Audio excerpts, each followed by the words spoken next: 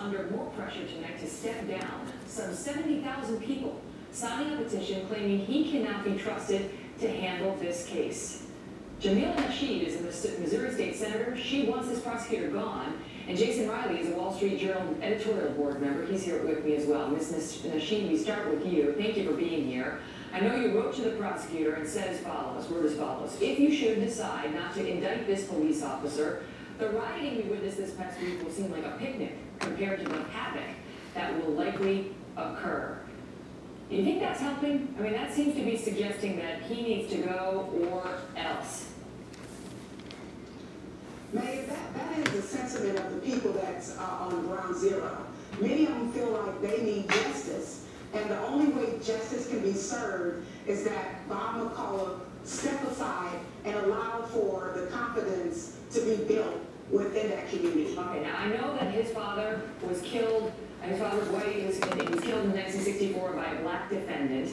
And he's got many members in the police forces, this county prosecutor. But he's been elected 4 times in St. Louis, which is a majority black county, including 4 days before Michael Brown was shot and killed. So it seems clear that he does have the faith of the people of this county.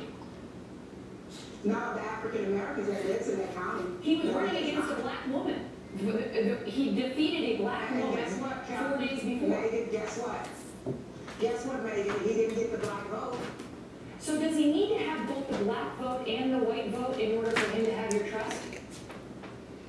You cannot have a polarized prosecutor in this case. But what I'm asking you is, do you have to find somebody? I mean, how are you going to do that? You're going to just find a replacement, then you're going to pull the black community and the white community, and only if the person has 51% from both communities can he or she handle the case? What we want to do is make sure that this case is transparent and fair when it comes to justice for Michael Brown. You're talking about a young man who only was walking in the middle of the street. I got that, okay? I understand your position, but I'm trying to get you to answer my question. Because this goes to the heart of whether this man can be trusted. And 4 times the people of St. Louis have said, yes, he can. African Americans didn't vote for him. You keep saying that, but you won't answer my question. How are you going to find somebody who African Americans do trust? And what if then the white community doesn't trust that person? That's why we have elections for these positions. Megyn, what we can do is we can find someone that we know would be fair and impartial. Because at the end of the day, the community, meaning the black community, they have had issues with him in the past. You're talking about a prosecutor who allowed for 2 police officers 10 years ago to be freed by way of a crime that occurred in the city of St. Louis, where 2 police officers literally shot 20 times into a car with men that were unarmed.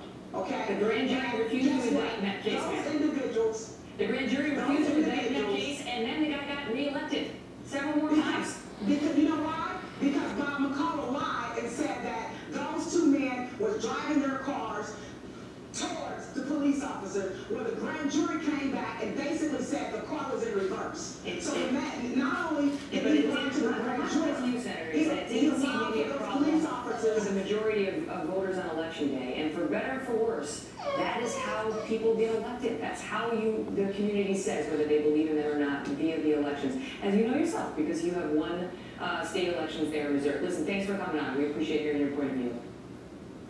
Thanks for having me. And Jason Riley's with me now with his response. Your thoughts on that? Well, if the state senator doesn't think someone who's polarizing should be in charge of the case, it seems to me she should be calling for the recusal of Eric Holder. He's the most polarizing figure associated with this case, given his repeated and irresponsible rhetoric on race. Well, the DOJ was just found guilty of misconduct in a case against law enforcement down in New Orleans. Their attorneys were found to have been manipulating the case and being dishonest to the judge about it. They just got reamed in a judicial opinion. You can't find she wants to go person by person and have all the blacks and all the whites raise their hands in the county. The problem is you have so many people in positions of responsibility who seem to have made up their mind about this case. It's very troubling. You've got a governor calling for the aggressive prosecution of a cop who hasn't been charged with anything. Correct. But let me push you on her point, which is he doesn't have the, for better or for worse, whether you think it's crazy or you don't, he doesn't have the faith of the African American according to this state senator.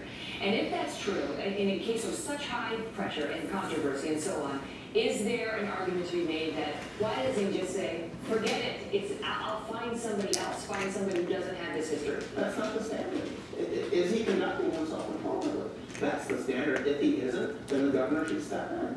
Or if justice then sees something amiss here, they should step in as well. But there is a procedure in place, and that procedure should be able to run its course. This man has not only been a prosecutor for more than 20 years, he's successfully prosecuted many cops along the way. So I think what she's saying is wholly based. Is there any way that we're going to get a prosecutor in place, or even a jury in this case proceeds, that will be trusted and accepted if the ultimate verdict is anything other than guilty?